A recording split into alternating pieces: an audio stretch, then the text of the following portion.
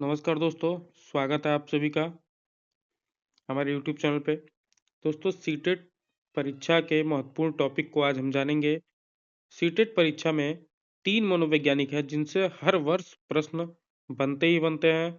10 से 12 नंबर के प्रश्न इनसे बनते हैं। आज हम ये तीनों मनोवैज्ञानिक के विषय में और इनके सिद्धांतों के बारे में जानेंगे। तीनों वैज्ञानिक में पहला वैज्ञानिक है जीन पियाजे, जिन्होंने संज्ञानात्मक विकास का सिद्धांत दिया था। दूसरे वैज्ञानिक हैं लेव वाइगोत्स्की, जिन्होंने सामाजिक सांस्कृतिक सिद्धांत दिया था। तीसरे मनोवैज्ञानिक हैं लॉरेंस कोहलबर्ग, जिन्होंने नैतिक विकास का सिद्धांत दिया था। दोस्तों, ये डायरेक्ट प्रश्न भी बनता है कि नैतिक विकास का सिद्धांत किसने दिया था। तो आप इन तीनों को जो है वो रट जाइए। संज्ञानात्मक विकास जो जीन पियाजे ने दिया था उसके बारे में आज हम पढ़ेंगे। जीन पियाजे का संज्ञानात्मक विकास है। ये 2 पार्ट में बाँट सकते हैं आप इसको। जानकारी ग्रहण व संशोधन प्रक्रिया या सोच, स्मृति, तर्क, ध्यान, भाषा विकास। ये सब प्रश्न में अगर आएगा, सोच, स्मृति, तर्क, ध्यान, भाषा विकास, तो आप डायरेक्ट संज्ञानात्मक विकास यानी जीन पियाजे को टिक कर सकते हैं। पियाजे के सिद्धांत के मुख्य तत्व क्या-क्या हैं, ये हम जान लेते हैं। जो पियाजे के सिद्धांत के मुख्य तत्व हैं वो 3 हैं: स्कीमा, अनुकूलन, संतुलन।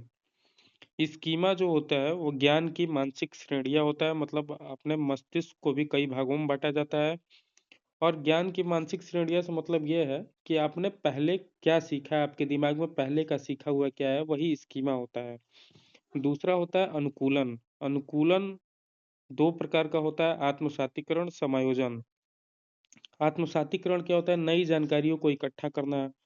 पुराने स्कीमा से ज्ञान मतलब आपके दिमाग में जो पहले से सीखा हुआ है, उससे रिलेट करते हुए आप नई चीज़ों को सीखते हैं, तो वो आत्मसातीकरण कहलाता है। समायोजन, पुराने स्कीमा में संशोधन मतलब पुराना कुछ आपके दिमाग में है या सीखा हुआ है, उसको अपडेट करना है, वही समायोजन होता है। तीसरा आता है संतुलन।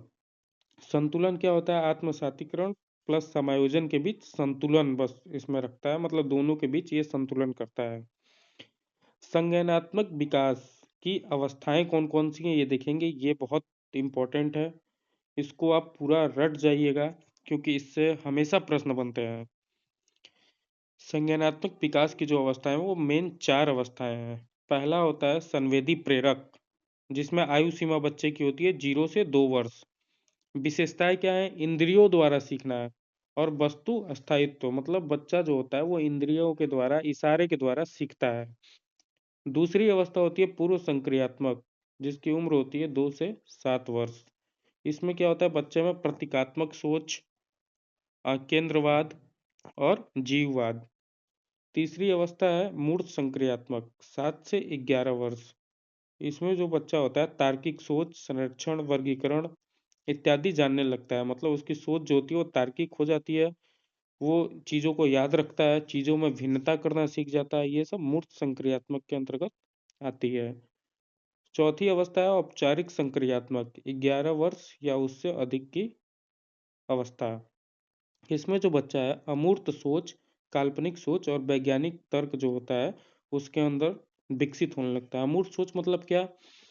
कि मतलब बच्चा जो है अदृश्य चीज़ों को भी सोच रहा है। काल्पनिक सोच मतलब जैसे हम यहाँ होते तो ऐसा होता, या हम आज मार्केट जाते तो ये लाए होते, ये सब कल्पना सोचने लगता है। वैज्ञानिक तर्क का मतलब ये है कि बच्चा जो है किसी चीज़ का आविष्कार कैसे हुआ है, ये क्यों इतना बड़ा है, ये क्यों इतना छोटा है, ये सब चीज़ें सोचने लगता है। या तारे हमसे इतने दूर क्यों हैं, चंद्रमा इतनी दूर क्यों है, पृथ्वी घूमती क्यों है, ये सब चीज़ें बच्चा जो है इस सब में सोचने लगता है।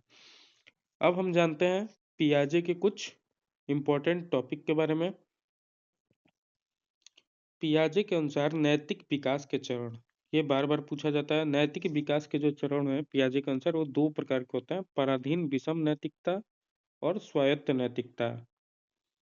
पराधीन विषम नैतिकता मतलब इसमें जो है बच्चा बाहरी अधिकार द्वारा तय मानता है, मतलब नियमों को अस्थायी मानते हैं और बाहरी अधिकार द्वारा तय मानते हैं। मतलब उनको लगता है कि नियमों को तोड़ना गलत और दंडनीय समझते हैं। नियमों में कोई लचीलापन नहीं होता है।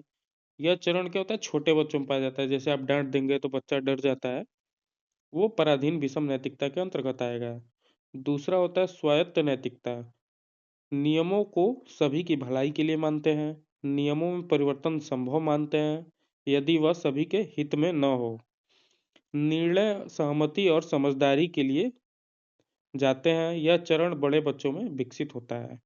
इसका सार यही है कि बच्चों की नैतिक सोच उम्र के साथ साथ बाहरी आदेश से खुद की समझ की ओर बढ़ने लगती है।